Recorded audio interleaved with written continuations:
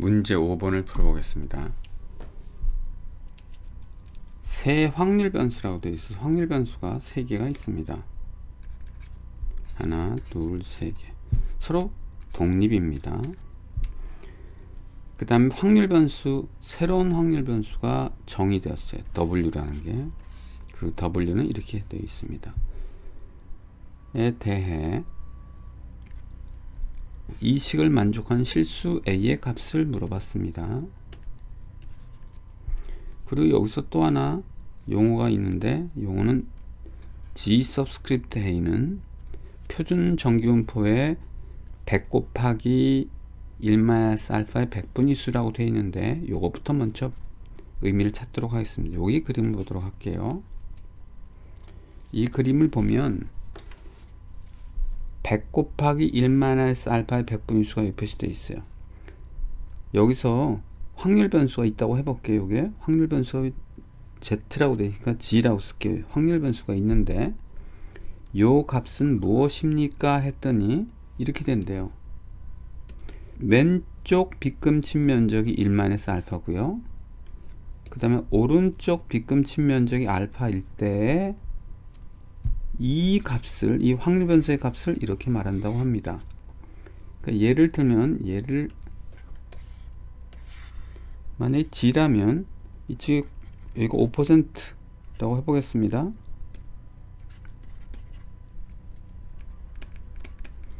그럼 이때 이 값을 우리가 뭐라고 표기하냐 하면 G의 서브스크립트 5%라고 표기한다는 뜻이에요. 그래서 여기에 이것은 G의 서브스크립트 알파입니다. 여기는. 자, 이제 문제를 풀어볼 건데요.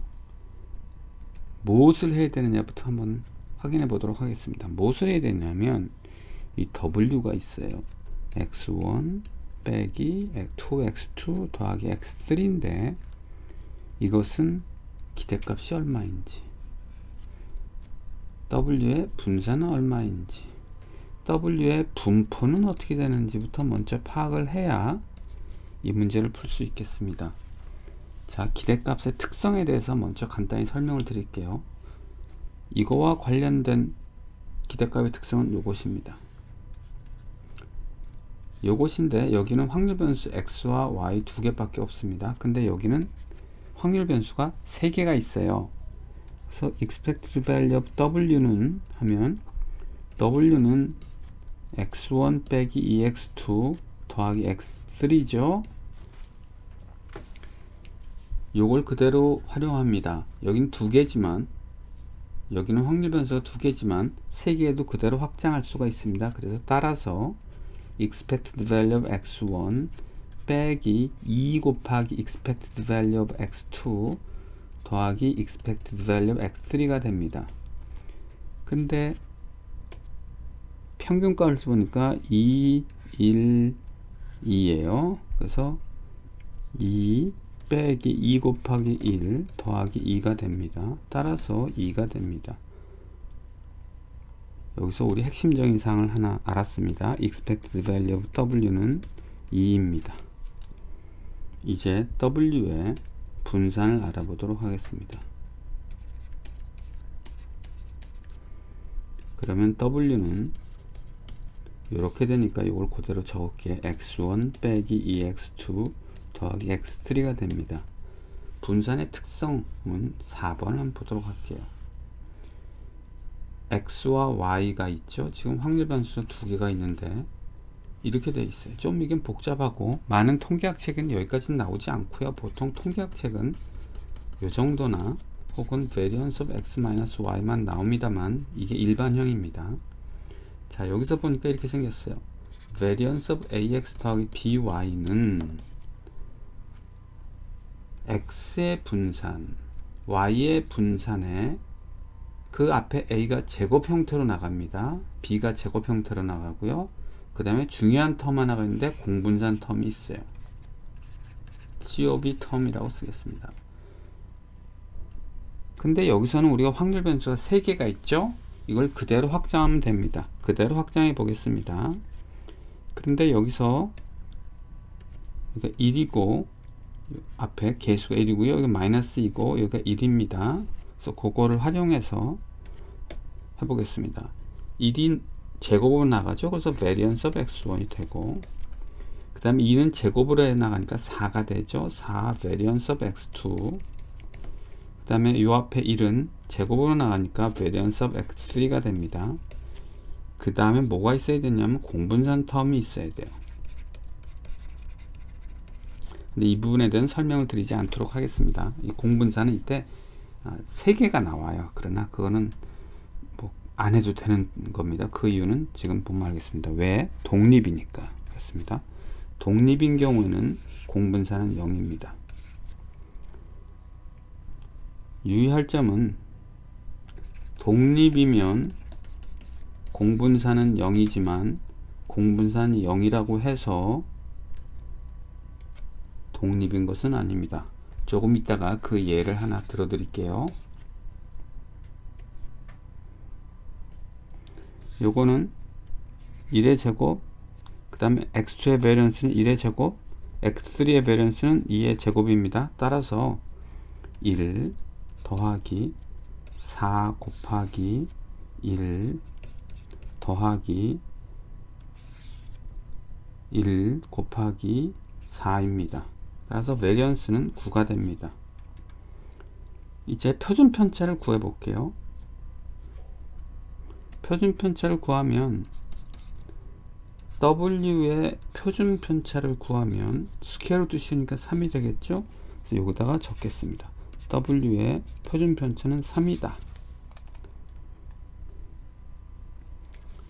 다음 분포가 어떤 분포를 따른지 한번 보도록 하겠습니다. 여기에 보니까 이렇게 되어 있어요. X가 정기분포를 따르고 Y가 정기분포를 따르면 선형결합, 즉 AX 더하기 BY도 정기분포를 따른다라고 되어 있습니다. 그걸 그대로 여기 활용해 볼게요. X1이 정기분포를 따르고 X2가 정기분포를 따르고 X3가 정기분포를 따른다면 이거의 선형결합인 X1 빼기 2X2 더하기 X3도 정기분포를 따릅니다. 따라서 하나 더 여기 추가하면 W가 정기분포를 따른다는 사실을 알았어요. W의 평균과 분산과 분포 모양을 확인했습니다. 그럼 이제 문제를 본격적으로 풀어보도록 하겠습니다. 지금 분포가 있는데요. 정기분포를 따른대요. 정기분포를 따릅니다. 그 다음에요. 평균이 2라고 했습니다. 평균이 2입니다. 표준 편차는 3입니다. 근데 지금 요걸 구하라고 했어요. 그래서 A를 써보겠습니다. A가 있는데 A의 오른쪽 빗금친 면적이 5%랍니다. 이때 A가 얼마입니까? 라고 질문을 한 것이죠. 자, 이거를 바로 풀지는 못하고 표준 정기분포로 풀면 되겠습니다. 표준 정기분포의 특징은 평균이 0이고 분산이 1입니다. 오른쪽 꼬리의 면적이 5%일 때에 이 G값을 우리는 G의 서브스크립트 5%라 하기로 했어요. 그럼 A와 G값의 관계는 어떻게 찾을 수 있냐면 이런 관계가 있습니다. X가 정기분포를 따르면 X-뮤 나누기 시그마, 이거는 표준 정기분포를 따릅니다. 그래서 우리가 이거를 G라고 놔요. 근데 여기에 해당되는 부분은 약간 다르죠. W가 그렇죠? 그러면 W가 하고 시그마 밑에 이 W를 쓰는 게 좋겠습니다. 그 다음에 평균도 E of W라고 쓰는 게 더 확실하게 표현될 수 있습니다. 자, 이걸 이용해서 풀면 되겠습니다. 자, G 값은 뭐라고 했냐면 G의 서브스크립트 5%고요. 이 W를 찾는 건데 이 W는 지금 A입니다. 그래서 A 빼기 expected value of W 2 나누기 표준 편차 3 하면 되겠습니다. 그래서 A는 2 더하기 3 곱하기 G의 서브스크립트 5%입니다. 따라서 답은 1번입니다. 자, 이번에는 아까 설명드린 부분을 다시 설명드릴게요. 독립과 공분상 연관의 관계. 독립이면 공분사는 0이지만 공분사는 0이라고 해서 독립인 것은 아닙니다에 대한 예를 한번 들어보겠습니다. 예제 4.19 여기는요, 독립이고 공분사는 0입니다. 여러분들이 한번 계산해 보시면 될 것 같고, 이 부분 한번 볼게요. 이거는 공분사는 0인데 독립이 아닌 경우를 보여주고 있습니다. 자, x는 마이너스 1, 0, 1 중 한 수치를 취한대요. 그래서 그림을 그려볼게요. x는 플러스 1, 0, 마이너스 1 중 하나를 취하는데 y의 값은 x의 값이 마이너스 1이나 1인 경우에는 1이고요. y의 값은 이럴 때 1이고 여기가 1이고 x의 값이 0인 경우는 0이라고 해서 여기에요. 그래서 관찰점을 좀 더 명확하게 빨간 동그라미로 표시해 보겠습니다. 이렇게 나온답니다. 그리고 각각의 확률은 3분의 1, 3분의 1, 3분의 1입니다. 그런데 이걸 계산을 해보니까 공분사는 0이 나옵니다. 근데 독립은 아니에요. 그 계산 과정은 여러분 풀이가 있으니까 이걸 해보시기 바랍니다. 그럼 왜 이렇게 되느냐? 공분산이라는 것은 선형관계를 나타납니다. 완벽한 선형관계를 나타나지 않아요.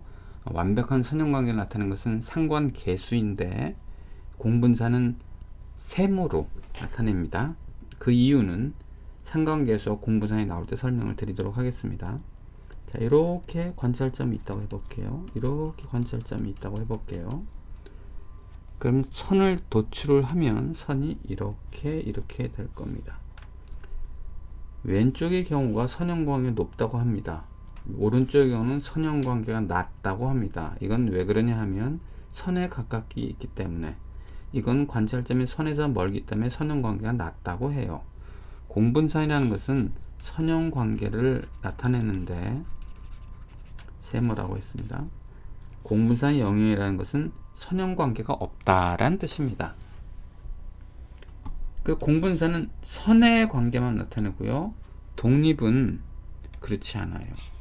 독립은 선형관계도 포함되지만 비선형관계도 포함되기 때문에 그렇습니다. 이 예를 가지고 선형관계, 비선형관계를 찾기는 어려워요. 왜냐하면 관찰점이 3점이라 이걸 가지고 뭐 보여주기가 너무 어렵습니다. 그러나 이제 관찰점이 많다면 보여드릴 수는 있을 텐데 여기서는 안 합니다. 그래서 독립은 선형과 비선형 관계를 한꺼번에 포함한다. 그 점 생각하시면 되겠습니다.